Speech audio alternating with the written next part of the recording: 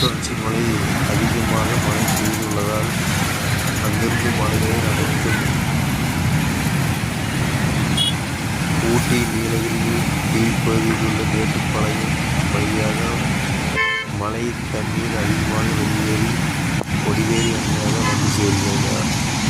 கொடிவேரி அணைக்கு வந்து சேர்ந்திருக்கின்ற காவிரி அணை கலந்து அது கடலில் கலந்துவிடும்.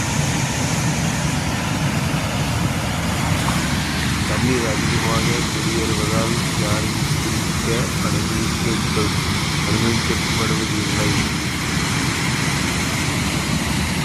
கடந்த ஒரு வாரமாக மழைநீர் அதிகமாக வெளியேறி கொண்டிருக்கிறது.